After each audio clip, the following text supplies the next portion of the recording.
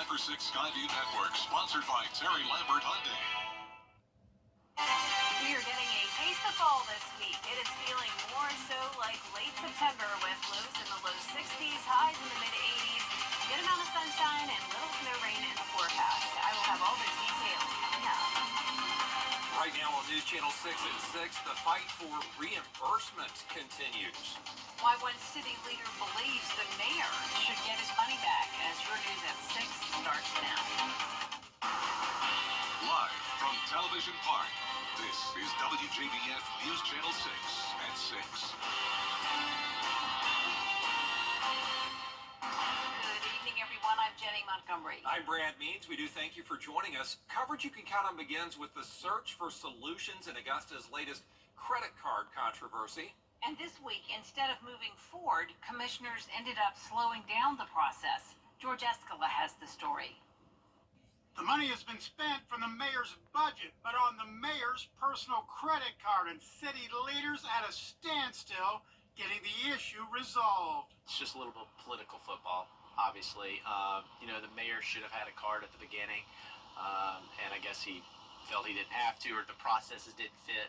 A motion before commissioners to reimburse the mayor more than $40,000 failed Tuesday. So did a motion to have the mayor meet with finance officials to work out a solution.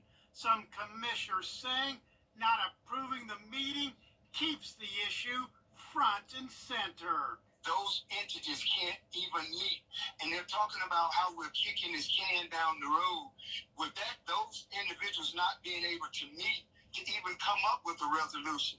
One proposal is to provide the mayor with a city credit card and approve a $15,000 a day limit.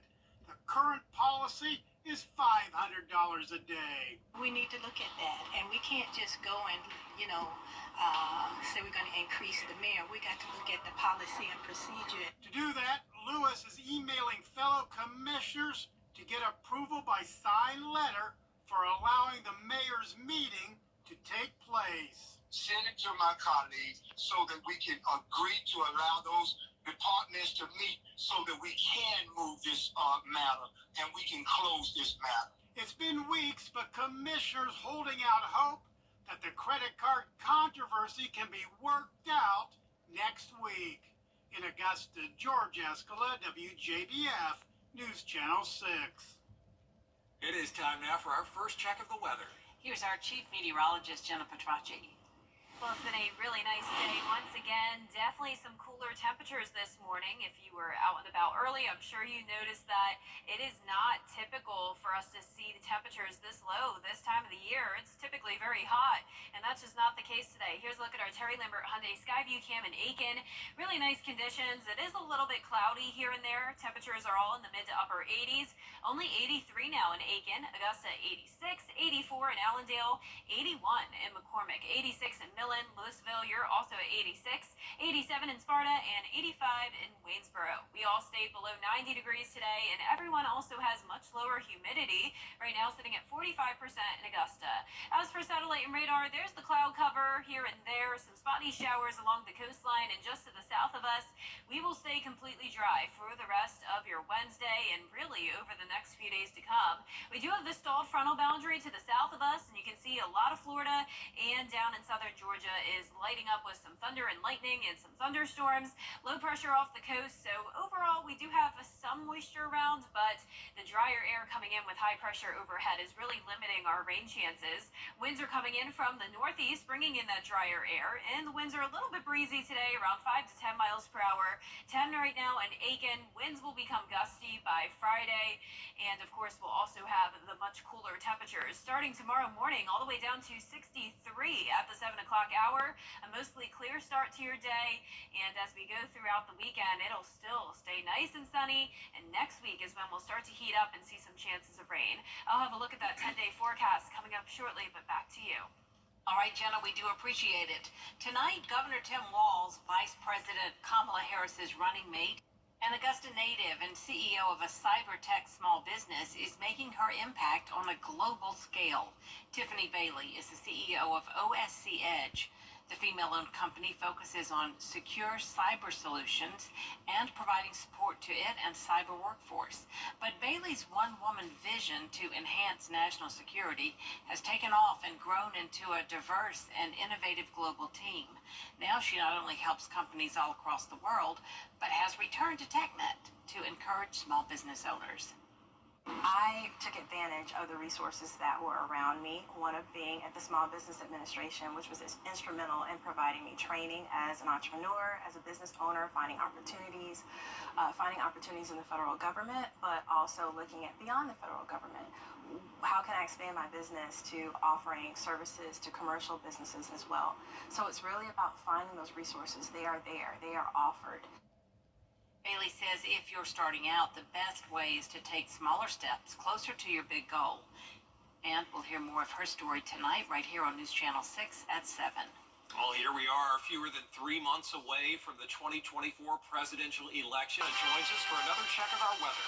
Well, loving this weather. It is feeling nice outside. Temperatures are well below normal. We also have mostly dry conditions. But the summertime heat does return next week. I'll look at that full 10-day forecast when we return. Kamala Harris has spent the headlines on News Channel 6. Brought to you by Hickson Roofing. The live 5 for 6 mobile app. Download it today. Now, your most accurate forecast with WJBF Live Viper 6. Welcome back. Here's the latest on Live Viper 6.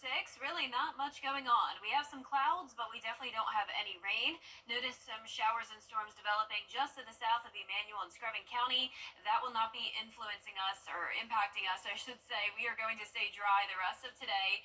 A mix of sun and clouds out there. Here's a look at our Terry Lambert Hyundai Skyview Cam at the Amentum Center in Aiken. It's been a very nice day with much more comfortable temperatures than what we typically have in middle to late August. Right now we're sitting at 86, only feeling like 86 as well. Dew point of 62, humidity on the lower side at 45%, and a northeast wind coming in at 9 miles per hour. Down to that 80-degree mark now in McCormick, 87 down in Wrightsville, 86 in Swainsboro, so a bit warmer down towards the south, but all of us only made it to the upper 80s today. No one made it to the 90-degree mark. We did have 90s earlier down in southern Georgia, but now we're even seeing some mid-80s down there, and only 78 degrees up in Greenville. We have the drier air that has filtered in as well, 61 in Greenville, low 70s still down in southern Georgia though. That's where there's some thunderstorms happening with the more sticky, typical August heat. Now for us, dew points will continue to get lower on Thursday, all the way down to 55. Going back up though, eventually over the weekend, feeling muggy again, and the next week will be hot and humid. But in the meantime, lows will be in the low 60s, all the way down to 62 for your Friday. Average low is 71, so we will be well below that, and we'll also be only topping off at 85 both Thursday and Friday. Back to 91 on Monday, 94, so actually becoming above average for our Tuesday and Wednesday of next week. But tomorrow is definitely below average. East-northeast wind coming in up to around 10 miles per hour, 76 at the 10 o'clock hour. Plenty of sunshine. Now let's talk about Friday. I have a fun fact for you. The high that we are forecasting is 85 degrees. The low is 62. This exactly matches the average high and low on September 26th. So we are well above or below average and over a month ahead of schedule. So we're already getting a taste of fall pretty early. But as I mentioned, we will heat back up next week. Winds are also going to be picking up the pace, especially on Friday. Wind gusts up to around 21 miles per hour. You can see on our futurecast here tonight at 8 o'clock, northeast wind still coming in. Possibly some of those showers making it into Screven and Allendale counties, but just very, very brief late rain.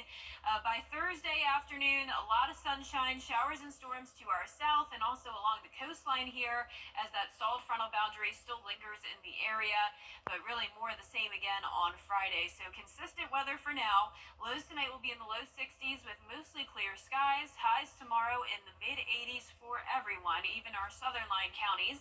Here's a look at that 10-day forecast. Cool mornings in the low 60s through Saturday. Heating up on Sunday and Monday, upper 80s to low 90s. And then next week we will see 94. That's about as hot as it will get. Humidity back up. And also around a 20 to 30% chance of rain. Now, congratulations to today's umbrella winner. That is Nancy Chavis from Waynesboro. Nancy, you can pick up your umbrella here at the station and sign up to win yours on WJBF.com. All right, Jenna, thank you. Coming up, we'll meet our first 2024 Scholar Athlete of the Week. And the Atlanta Braves look to extend their win streak at home in sports. Big accidents mean big. Weather headlines on News Channel 6. Brought to you by Hickson Roofing. The Coffee Club on News Channel 6. Sponsored by Honda Cars of Aiken. Now, WJBF sports coverage you can count on. With school back in session, WJBF will be honoring a new student every week who is a leader both in the classroom and in their sport. And we're starting off strong with this week's Scholar Athlete, Harlem's Hans Harper. Hans has played 4 years of football for the Bulldogs, but in the classroom, he's ranked second in the class of 2025. He has an average of 101.9 through his first 3 years, and the only AP class he didn't take is weight training. Hans's parents and coaches say they're so proud of how hard Hans has worked to get here. Well, I just want to be a light in the school for every student. I want everyone to know that no matter what, they have a shot. They can do both. They can work hard, and if they work hard, they'll go places. It's great to see him win this award today. His friends, his family, teammates, coaches, faculty, staff, everybody's poured into him over the years, and we're just super excited in the young man he's become. Oh, he's worked hard since he was in elementary school. I mean, he puts in work in the classroom and out of the classroom, so he's a hard worker for sure. He's friends with everybody. He's a leader because of just how he inspires others. His work ethic's unmatched. There's no doubt about that. Everything he does is just special to everyone in our team and our program. And guys just love him. Hans is not sure what college he will attend yet, but he wants to be pre-med in the hopes of one day becoming a surgeon. A huge congrats to Hans and his family, our first 2024 Scholar Athlete of the Week. Well, the Grovetown softball team made program history last year when they made it to the Elite Eight in the state championship tournament. They lost 8 seniors, but they aren't letting that stop them as they are atop their region in 6A this year, and now they're nationally ranked in the top 15 as well. Their next matchup started at 6 p.m. tonight. We'll have more on this later on. Well, as basketball season nears, the Hawks have been making some roster moves, and on Wednesday it was announced that Joey Hauser will sign a 1-year Exhibit 10 contract with Atlanta. Hauser's coming off a season where he played for the Clippers in the G League, and during 16 Showcase Cup games, Hauser averaged 8.3 points, 3.4 rebounds per contest while shooting over 47% from the field. Hauser is also the younger brother of 2024 Boston Celtics NBA champion Sam Hauser. The Braves opened their season against the Phillies with a win last night, and they're looking to keep that streak alive.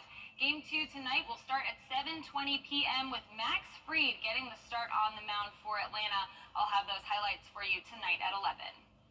And finally, it is time to vote for our Football Friday Night Player of the Week. This week's nominees are Lakeside's Ty Jones, Burke County's Amir Williams, Cross Creek's Cam Nixon, and Harlem's Giovanni Arroyo. The poll is on WJBF.com. You can vote once a day until Friday.